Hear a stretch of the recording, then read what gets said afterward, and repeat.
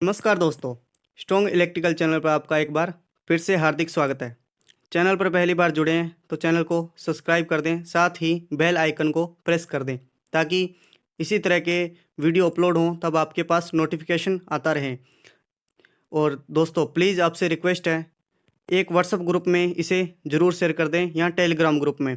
आज डीआरडी की जो सीरीज चल रही थी उसी को लेकर अपन में वीडियो में बात करेंगे और ये वीडियो अंतिम तक जरूर देखना। वादा करता हूँ आपको कुछ ना कुछ नया सिखाकर जरूर जाऊँगा।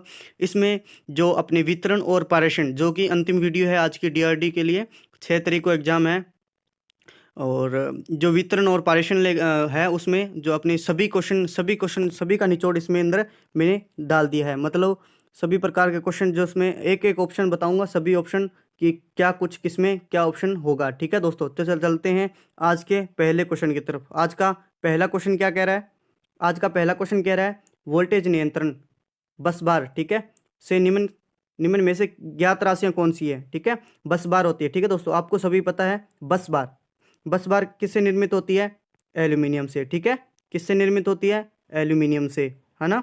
यहाँ बोल सकते हैं अपने दूसरा ऑप्शन आ सकता है किससे निर्मित होती है? कॉपर से। ठीक है, बस बार के भी कई प्रकार होते हैं। ठीक है, जिसमें अपने को पूछा है वोल्टेज नियंत्रण बस बार। ठीक है, ये पूछा अपने को, तो इसको एक अन्य नाम से बोल सकते हैं। वोल्टेज नियंत्रण बस बार को क्या बोला जा सकता है? उत्पादन केंद्र, उत्पादन केंद्र और बस बार, है ना। एक और इसका नाम होता है, वो क्या होता है वो आपको बता दूं मैं, जिसको बोल सकते हैं पीवी बस बार, है ना। तो पीवी बस बार के अंदर ज्ञात राशियां होती है, वो क्या होती है? सहक्रिय शक्ति होती है ना, वो एक ज्ञात राशि है। क्या होता है सहक्रिय शक्ति बराबर? ठीक है, के डब्ल्यू। ठीक है, इसको पी से रिप्रेजेंट करते हैं, है ना। इसलिए पीवी बस बार इसको बोल सकते हैं सहक्रिय शक्ति, इसमें ज्ञात राशि होती है। ठीक है, इसको ज्ञात कर सकते हैं। और फिर अज्ञात राशियां पूछ ले तो कौन सी होती है? प्रतिघाती शक्ति, जिसको जिसका फॉर्मूला क्या होता है? के वी ए आर, जिसको किससे रिप्रेजेंट करते हैं? क्यू से। ठीक है दोस्तों, और रोटर कोण। ठीक है, और रोटर कोण, मतलब ये दो प्रतिघाती शक्ति और रोटर कोण, ये क्या है? अज्ञात राशियां हैं। कौन सी बस बार के अंदर? पीवी बस बार, उत्पादन के अंदर बस बार, या वोल्टेज नियंत्रण बस बार के अंदर। ठीक है, और एक राशि और होती है पीवी बस बार के अंदर, जो कि नियंत्रण वोल्टेज नियंत्रण बस बार के अंदर, एक तो सक्रिय शक्ति होगी, दूसरी क्या होगी? पीवी मतलब वी मतलब वोल्टेज, है ना। तो वोल्टेज ज्ञात राशियां हैं। ठीक है दोस्तों, तो इस क्वेश्चन का राइट आंसर क्या हो जाएगा? ए नंबर ऑप्शन, सक्रिय शक्ति इसमें ज्ञात होती है। ठीक है दोस्तों, प्लीज वीडियो अच्छी लगे तो उसको लाइक कर दें और इसे अपने दोस्तों को जरूर फॉरवर्ड कर दें। ठीक है दोस्तों, वीडियो को अंतिम तक जरूर देखना, आपको कुछ ना कुछ आपको सिखाने जाने वाला हूँ। हाँ दोस्तों, क्वेश्चन नंबर 2 कह रहा है प्रतिघाती शक्ति की दिशा। ठीक है, अभी बता के गया हूं क्या होता है फॉर्मूला? के वी ए आर, और किससे दर्शाते हैं इसको? क्यू से। ठीक है, प्रतिघाती शक्ति की दिशा किस पर निर्भर करती है? ठीक है, आपको बता दें जो प्रतिघाती शक्ति होती है वो जिसकी दिशा वोल्टेज पर निर्भर करती है ना। किस पर निर्भर करती है प्रतिघाती की दिशा? वितरण और पारेषण लाइन में वोल्टेज पर। ठीक है, और जो बची सक्रिय शक्ति, ठीक है, और बस बार में चार चार मतलब चार अवयव उपस्थित होते हैं। ठीक है, वोल्टेज और रोटर कोण, है ना, सक्रिय शक्ति और एक चीज और होती है। ठीक है दोस्तों, और ये रोटर कोण की फिर तो आपको बता दें सक्रिय शक्ति की दिशा, है ना। सक्रिय शक्ति की दिशा किस पर निर्भर करती है? रोटर कोण पर। ठीक है दोस्तों, अगर पूछ ले सक्रिय शक्ति की दिशा किस पर निर्भर करती है? रोटर कोण के अंदर, बस बार के अंदर, है ना। और प्रतिघाती की दिशा होगी वो वोल्टेज हो ही गया, इसका आंसर बी आंसर राइट हो जाएगा। ठीक है दोस्तों, वीडियो आज लंबी होने वाली थोड़ी, क्योंकि मैं इस वीडियो के अंदर मैं सभी ऑप्शन के बारे में आपको बताऊंगा। डीपली से डीपली जितना मेरे से हो सके उतना मैं आपको डीपली बताने की कोशिश करूंगा आपको। आई होप आपको ये वीडियो अच्छी लगेगी। ठीक है, अब पूछ रहा है क्वेश्चन नंबर 3, क्या पूछ रहा है? ओवरहेड लाइन होती है, शिरोपरी लाइन का आकार हमेशा किसके नियम के अनुसार बनाया जाता है? ओम के नियम, किरचॉफ के नियम, डाल्टन के नियम और केल्विन के नियम। ठीक है, आपको बता दें जो ओवरहेड लाइन होती है ना, शिरोपरी लाइन, उसका जो आकार हमेशा केल्विन के नियमानुसार बनाया जाता है। ठीक है, यहाँ लिया जाता है। ठीक है दोस्तों, ऑप्शन नंबर इसका डी आंसर राइट हो जाएगा, इसको याद रख लेना। ठीक है, और क्वेश्चन नंबर 4 कह रहा है, बहुत ही अच्छा क्वेश्चन है ये, थर्मल पावर प्लांट के अंदर लगा होता है ना बॉयलर। ठीक है, उसके बारे में पूछ रहा है। इसको थोड़ा सा बड़ा कर लेते हैं ना, अच्छा दिखेगा। तो क्वेश्चन नंबर 4 कह रहा है बॉयलर, बॉयलर होता है ना, बॉयलर से निकलने वाली भाप, बॉयलर से भाप निकलती है ना, भाप से निकलने भाप में से नमी को सोखना, ठीक है, जो भाप है उसमें से थोड़ी सी नमी को सोखना निम्न में से किसका कार्य है, ठीक है, अति तापक, जिसको बोलते हैं सुपर हीटर, है ना।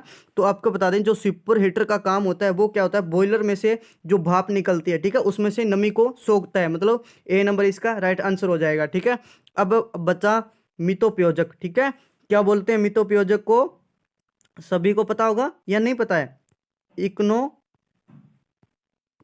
ठीक है, ये इसका दूसरा नाम है, ठीक है, इसको क्या बोलते हैं मितोपयोजक, ठीक है।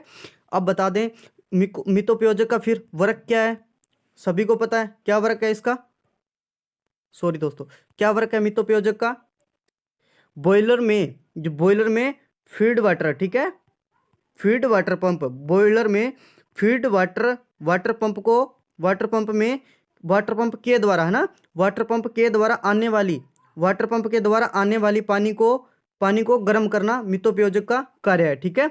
अब बचा सी नंबर ऑप्शन, क्या है, चूर्णित चैम्बर, ठीक है, क्या हो जाएगा चूर्णित चैम्बर, जहां पर आपको बता दें पावर प्लांट के अंदर, जहां पर थर्मल पावर प्लांट, जहां पर कोयलों को सीधा तो नहीं डाल सकते ना अपने भी, भट्टी के नीचे सीधा ही डाल दिया, नहीं, कोयले को हमेशा पीस कर, ठीक है, कोयले को पीस कर चूर्ण, मतलब पाउडर के रूप में उसको बना दिया जाता है, ठीक है, किसके द्वारा, चूर्णित चैम्बर के द्वारा, ठीक है।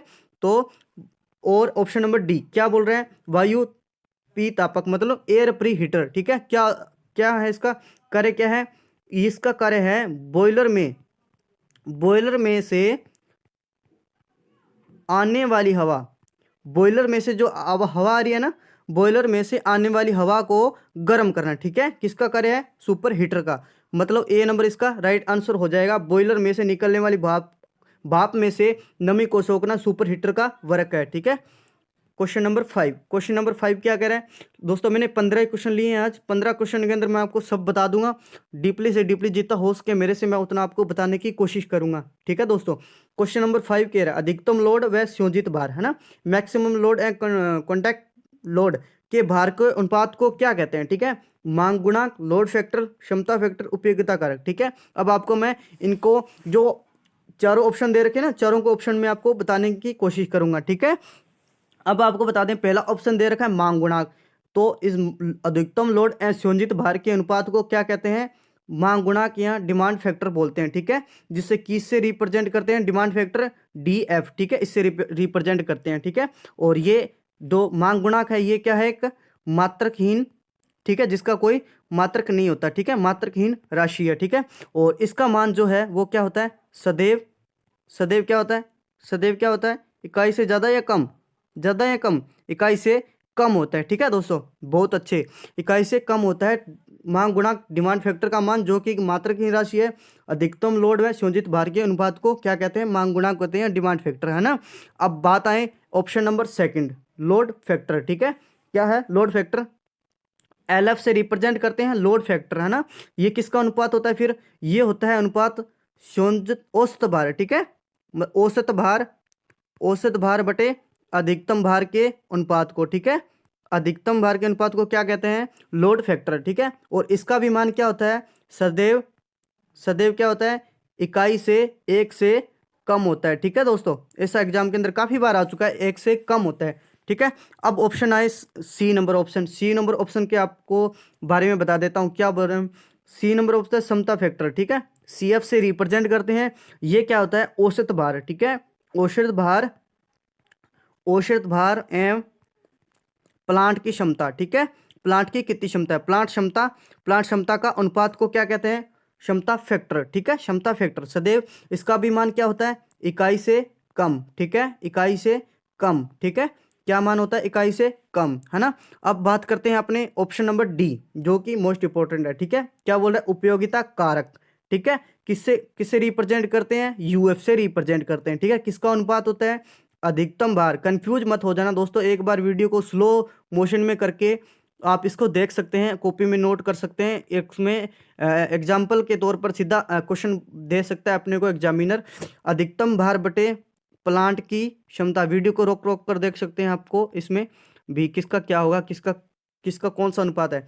तो उपयोगिता कारक अधिकतम भार बटे प्लांट की क्षमता का भार है। अब दोस्तों जो कि मोस्ट इंपोर्टेंट बात है वो क्या होता है, इसका मान सदैव सदैव इकाई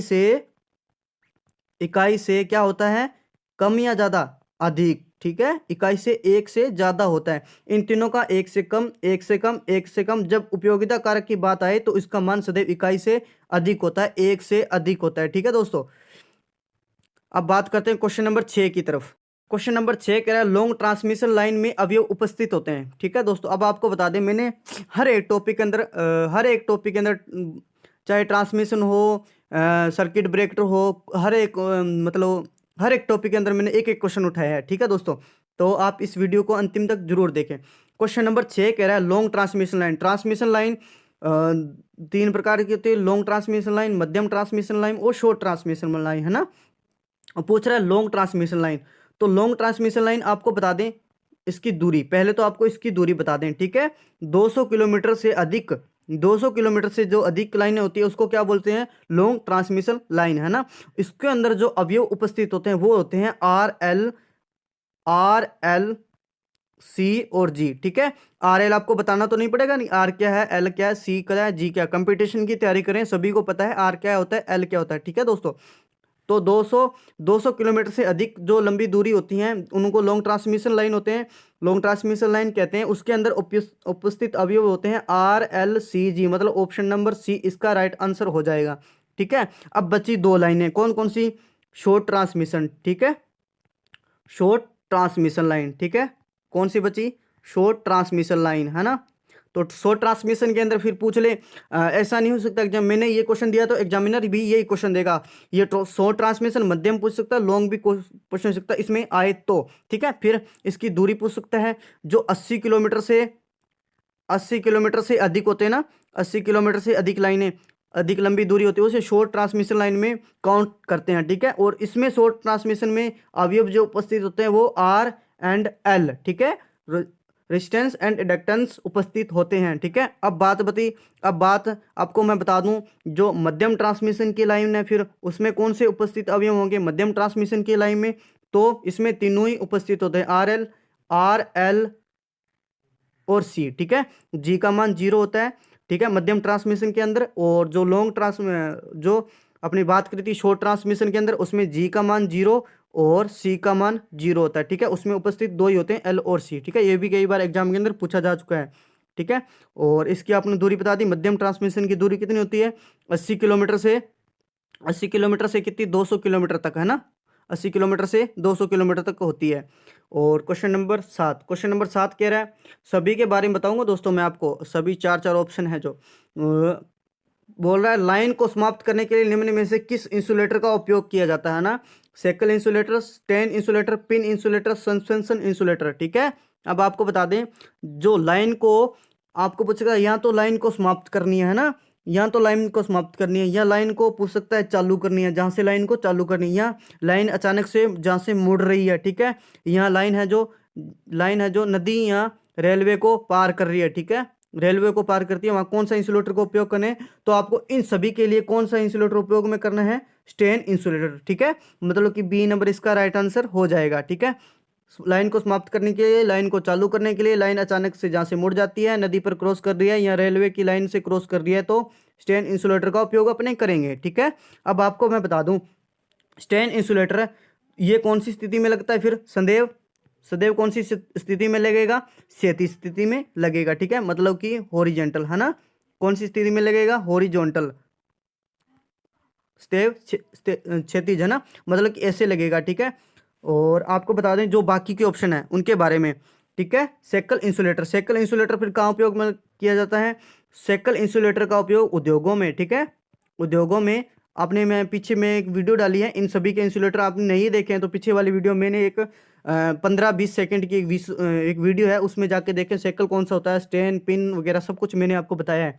ठीक है, उद्योगों में उपयोग कर लेते हैं 11 kV तक। ठीक है, 11 kV तक उपयोग कर लेते हैं। निम्न वोल्टेज, और इसका सेकल इंसुलेटर का और आ सकता है, क्या है, निम्न वोल्टेज लाइनों में तनाव को कम करने के लिए, है ना, तनाव को कम करने के लिए सेकल इंसुलेटर का उपयोग किया जाता है। ठीक है, अब आपको बता दें pin insulator. C number option क्या कह रहा है? Pin insulator. पिन इंसुलेटर में आपको बता दें वितरण प्रणाली में कहाँ उपयोग में कहते हैं इसका? वितरण प्रणाली में। वितरण पिन इंसुलेटर आप मेरी पिछली वीडियो में जा सकते हैं। वितरण प्रणाली में कहाँ तक उपयोग करते हैं? 11 केवी, ठीक है। और इसमें जो डिस्कों की संख्या होती है, ठीक है, डिस्को संख्या कई बार पूछे जाते हैं। प्रति डिस्क, प्रति डिस्क क्या होती है? प्रति डिस्क प्रचलित वोल्टेज, है ना, जितनी वोल्टेज है 11 केवी, है ना, 11 केवी, 11 केवी प्रति फेज वोल्टेज, है ना। एक मतलब एक डिस्क एक 11 केवी तक उपयोग में अपने ले सकते हैं, ठीक है। थ्योरी के हिसाब से तो ये है। प्रैक्टिकली अपनी बात करें तो 13.2 केवी तक, ठीक है, 13.2 केवी तक प्रैक्टिकली है और ये थ्योरेटिकल है, ठीक है दोस्तों। अब बात करें अपने पिन इंसुलेटर फिर कौन सी स्थिति में लगेगा, तो आपको बता दें ये ऊर्ध्वाधर, है ना, क्या बोलते हैं ऊर्ध्वाधर को? वर्टिकल पोजीशन, ठीक है, वर्टिकल पोजीशन में ये लगता है, ठीक है। कौन सा इंसुलेटर? पिन इंसुलेटर, है ना। एक बच गया जो क्या है? सस्पेंशन, या इसके अन्य नाम है क्या है? डिस्क, डिस्क या लटकन, है ना। ये सभी को ओवरहेड लाइन में उपयोग में कहते हैं। बहुत बड़े बड़े होते हैं दोस्तों ये, ठीक है। तो ओवरहेड लाइन में हाई वोल्टेज पारेशन में या हाई वोल्टेज में इसका उपयोग किया जाता है। जो इसमें डिस्कों की संख्या अपने को ज्ञात करते हैं, इसमें भी डिस्क होती है, ठीक है। डिस्कों की संख्या, डिस्कों की संख्या कैसे ज्ञात करते हैं? फॉर्मूला क्या होता है इसकी डिस्कों की संख्या? फेज वोल्टेज में अपने को किसका भाग देना है? एक डिस्क कितने वोल्टेज तक प्रचलित है? 11 वोल्टेज, ठीक है। फेज वोल्टेज का 11 वोल्टेज के साथ भाग दे देना है, तो इसमें डिस्कों की संख्या आ जाएगी, है ना। और अपनी बात करते हैं क्वेश्चन नंबर 8 की तरफ।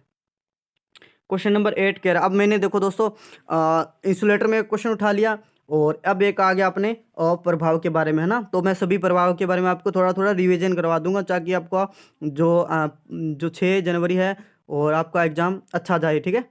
तो 8 नंबर क्वेश्चन कह रहा है जब उपभोक्ता टर्मिनल, उपभोक्ता वोल्टेज, है ना, मतलब उपभोक्ता जहाँ पे अपने वोल्टेज मिल रही है, उपभोक्ता वोल्टेज का मान उत्पादन के अंदर जहाँ से जनरेट हो रही है, उत्पादन के अंदर के वोल्टेज से ज़्यादा हो जाए तब उत्पन्न होने वाला प्रभाव कौन सा है? ठीक है, फेरांटी प्रभाव, तविचीय प्रभाव, समयुक्ता प्रभाव, कोरोना प्रभाव। आपको बता दें जब यहाँ जनरेशन है और यहाँ पे अपने बैठे हैं, ठीक है, यहाँ पे जैसे जनरेशन से अपने साथ यहाँ पे 11 के भी जनरेट हो रही है ना, अपने पास मान लो 22 के भी अपने को मिल रही है, ठीक है। मतलब इतना तो हो ही नहीं हो सकता डिफरेंस। एग्जांपल के तौर पे आपको बता दूं तो उस प्रभाव को क्या कहते हैं? फेरांटी प्रभाव, ठीक है। क्या बोलते हैं उसको? फेरांटी प्रभाव। और मतलब ए नंबर इसका राइट आंसर हो जाएगा, ठीक है। कहाँ लगता है? केवल ओनली एसी सप्लाई पर, अल्टरनेटर करंट, एसी करंट प्रत्यावर्ती धारा पर लगता है। एसी कंडीशन मेरे को बता दो कौन सी कंडीशन है जब अपने उपभोक्ता वोल्टेज का मान उत्पादन के अंदर के वोल्टेज के मान से ज़्यादा हो जाए, ठीक है। कौन सी कंडीशन के अंदर? जब उपभोक्ता टर्मिनल पर है, उपभोक्ता वोल्टेज पर क्या हो? नो लोड हो, है ना। नो लोड की कंडीशन में ही संभव है, अन्यथा ये संभव नहीं है, ठीक है। और बात करें त्वचीय प्रभाव, यहाँ बोलते हैं स्किन इफेक्ट। स्किन इफेक्ट क्या होता है? स्किन इफेक्ट मतलब जो धारा घनत्व है ना, धारा घनत्व जो चालक की सरफेस पर ज़्यादा हो जाता है, ठीक है, उसको क्या बोलते हैं? त्वचीय प्रभाव। केवल एसी सप्लाई पर एसी सप्लाई पर लगता है, डीसी सप्लाई पर नहीं, ठीक है। अब बात करते हैं संयुक्ता प्रभाव। क्या होता है संयुक्ता प्रभाव? दो चालक आप दूसरे में एक दूसरे को प्रतिकर्षित करते रहते हैं, ठीक है दोस्तों। इसका मैग्नेट उसको प्रभावित करने देता है, ठीक है। तो ओनली केवल किस में लगता है? एसी सप्लाई में ये भी लगता है, ठीक है। बड़ा बड़ा मोटा मोटा रिवीजन आपको करवा देता हूँ। कोरोना इफेक्ट जो कि हर एग्जाम के अंदर लगभग पूछा जाता है, ठीक है। कौन सी सप्लाई पर लागू होता है? एसी व डीसी, ठीक है। प्रत्यावर्ती धारा और दिश धारा दोनों पर लागू होता है, ठीक है। अब इसकी डेफिनेशन पूरी आपको मैं समझा देता हूँ अच्छी तरीके से, ठीक है। जब प्रचलित वोल्टेज का मान, ठीक है, प्रचलित वोल्टेज का मान वायु के पेराविद्युतांक, कई बार मैंने बताया है, जब प्रचलित वोल्टेज का मान वायु के पेराविद्युतांक के मान से अधिक हो जाए, है ना, तो उसके जो चालक के चारों ओर, ठीक है, चालक के जो चारों ओर वायु के कण होते हैं, चालक के जो चारों ओर वायु के कण होते हैं वो आवेशित हो जाते हैं, ठीक है, वो चालक की तरह व्यवहार करते हैं, ठीक है। और जिसकी चालक का प्रभावी व्यास बढ़ जाता है, ठीक है। पहले चालक कितना था, वो कण आवेशित हो गए, फिर इतना बन गया, ठीक है, जिससे कि चालक का प्रभावी व्यास बढ़ जाता है ना। और इसके कारण जो अपनी हिसिंग की आवाज आती है, ठीक है, कोरोना इफेक्ट का कारण कौन सी आती है? कई बार मैंने बताया हिसिंग की आवाज आती है, ठीक है, जो अपने को चड़चड़ाहट की आवाज आती है ना, अपने नॉर्मली अपने देखते हैं किसी ट्रांसमिशन लाइन के नीचे खड़े होते हैं, चल्ट चल्ट करता है ना, वही होता है कोरोना इफेक्ट, है ना। तो हिसिंग उसमें अपने कई बार देखना अपनी निगाहों से पराबैंगनी किरणों को अपने रूप में दिखाई देगा, ठीक है।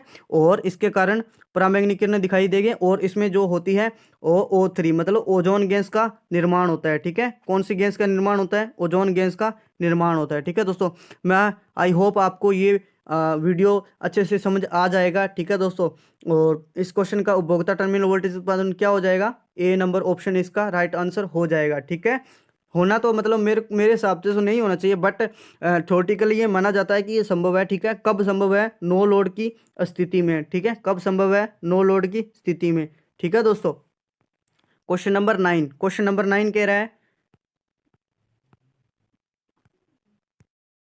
क्वेश्चन नंबर 9 कह रहा है फ्यूज का आधार। ठीक है, किससे निर्मित होता है, लेड, टीन, पोर्सिलेन, एल्यूमिनियम। ठीक है, आपको बता दें जो फ्यूज का आधार है ना, और फ्यूज आपको मैं बना के दिखाई देता हूँ। ठीक है, ये अपना फ्यूज होगा, मान लो, है ना, क्या हो गया, फ्यूज हो गया। ठीक है, और कलर थोड़ा सा चेंज कर लेते हैं ना, तो आपको अच्छे से समझ में आ जाएगा। ठीक है, ये इसकी लीड होती है ना, क्या होती है, ये इसकी लीड होती है ना, और इसके बीच में जो आपको बता दें और पदार्थ भरा होता है एक।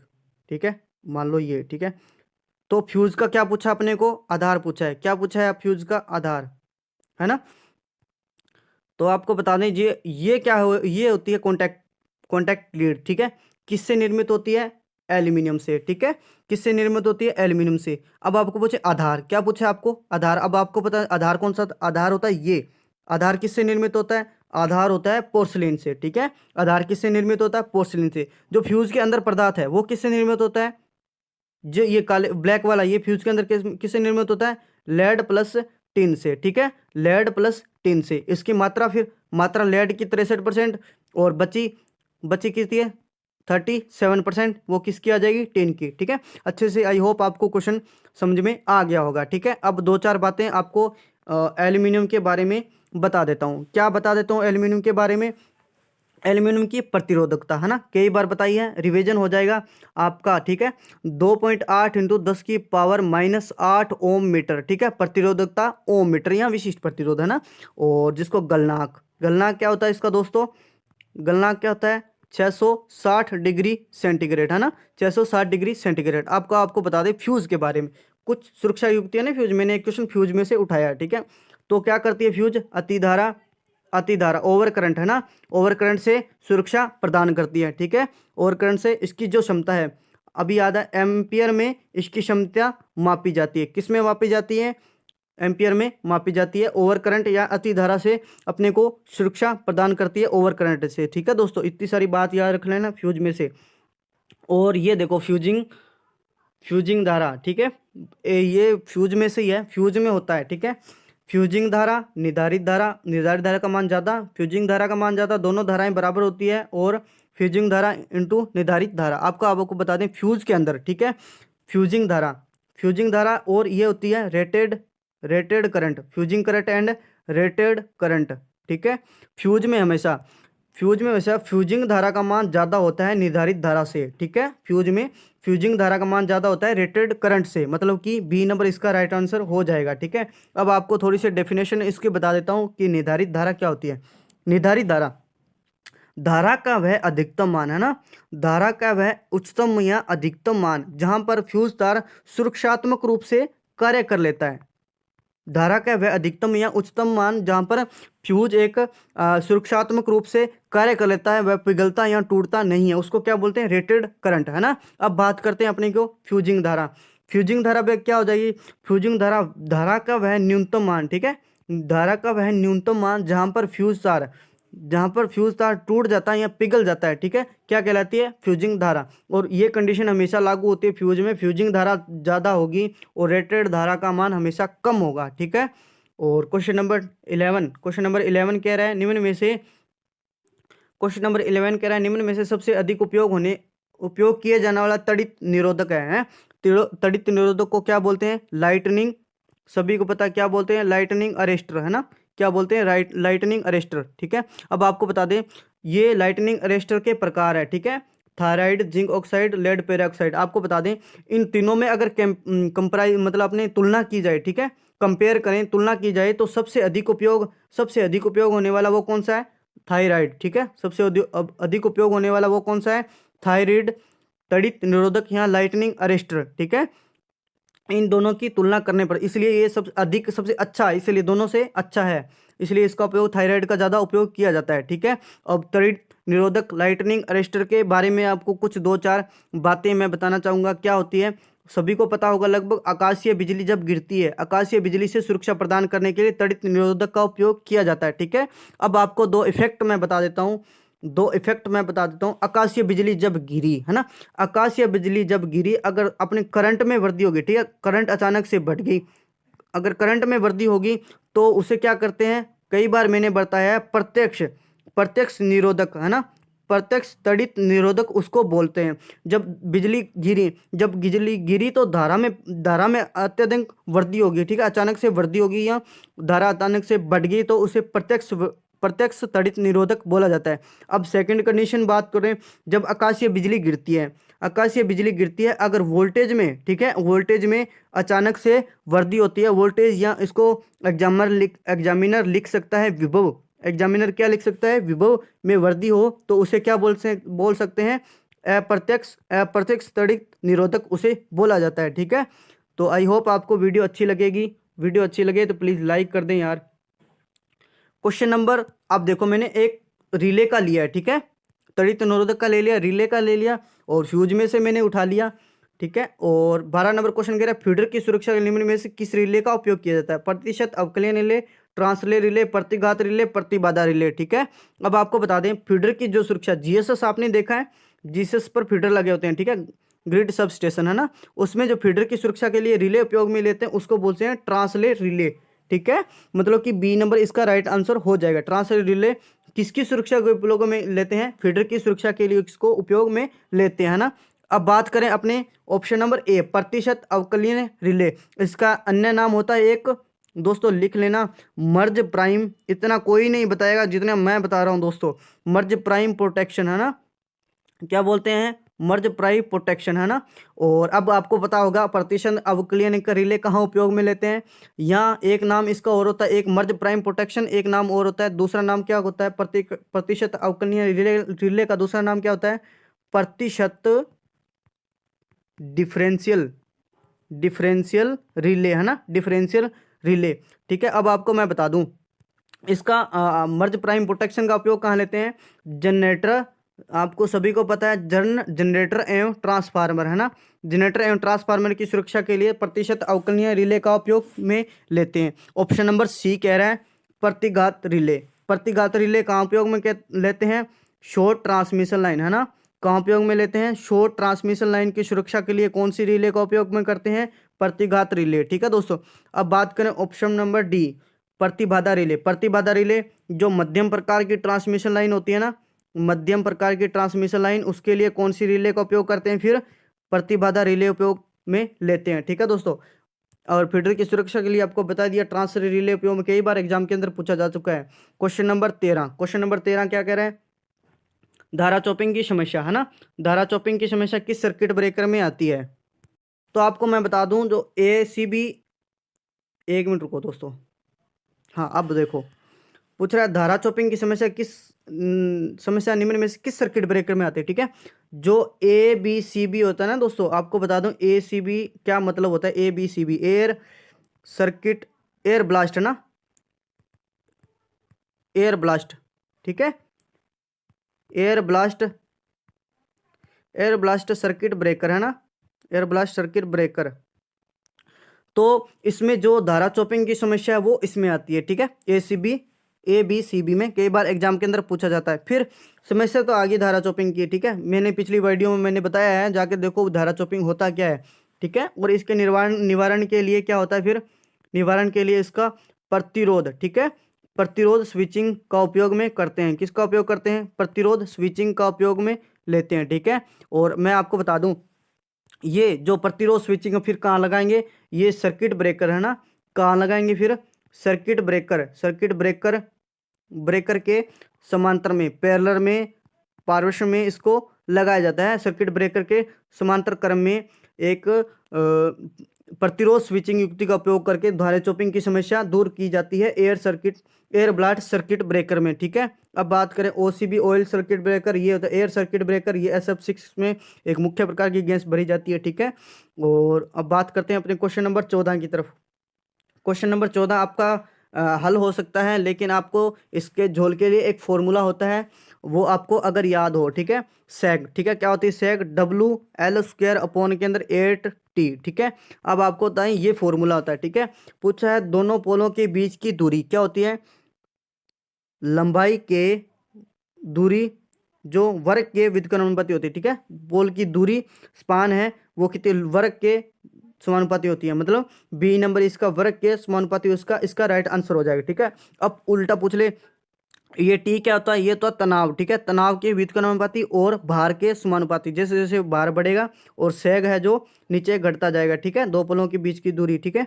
और ये भार है W भार, और ये दूरी, और ये तनाव, ठीक है दोस्तों। क्वेश्चन नंबर 15, क्वेश्चन नंबर 15 कह रहा आज का अंतिम सवाल। क्वेश्चन नंबर 15 कह रहा थर्मल पावर प्लांट है ना। थर्मल पावर प्लांट में सबसे अधिक उपयोग होने वाला कोयला कौन सा है? आपको बता दें, जो बिटुमिन्स कोयला होता है ना वो सबसे अधिक उपयोग में लिया जाता है, ठीक है। हालांकि आपको बता दें जो एंथ्रेसाइड कोयला होता है ना वो सबसे अधिक बढ़िया, इन चारों में से अपने कंपेयर कराएं, सबसे अधिक कोयला एंथ्रेसाइड बहुत बढ़िया है, ठीक है। बट इसका रीजन क्यों है? क्योंकि क्यों उपयोग में लेते हैं आपको दोस्तों बता दें, जो चीज़ बढ़िया होगी वो क्या होगी? महंगी होगी, ठीक है। जो चीज़ बढ़िया होगी वो क्या होगी? महंगी होगी। महंगा होने के कारण इसका उपयोग अपने थर्मल पावर प्लांट में नहीं लेते हैं, ठीक है। और जो महंगा होगा वो सबसे मतलब अधिक उसका और होगा, ठीक है। कार्बन की इसमें कार्बन की मात्रा 90% होती है, ठीक है दोस्तों। कार्बन की मात्रा 90% होती है। महंगा होने के कारण एंथ्रेसाइड कोयले का उपयोग अपने में नहीं करते हैं, ठीक है। अब बात करते हैं बिटुमिन्स कोयला अपने आ गया और लिग्नाइट कोयले की, ठीक है। और राजस्थान में सर्वाधिक उपयोग होने वाला सर्वाधिक पाया जाने वाला कोयला कौन सा है? लिग्नाइट कोयला है, ठीक है। और पीट कोयला है जो सबसे घटिया कोयला है, ठीक है। ऑप्शन नंबर डी, सबसे घटिया कौन सा है? पीट कोयला। क्यों? क्योंकि इसमें जो कार्बन की मात्रा कितनी होती है? 20%। कार्बन की मात्रा कितनी होती है? 20%, ठीक है दोस्तों। तो आज के लिए इतना ही। तो आपको बेस्ट ऑफ लक दोस्तों, 6 जनवरी 2023। आई होप आपको वीडियो अच्छी लगेगी, और बस इतना ही।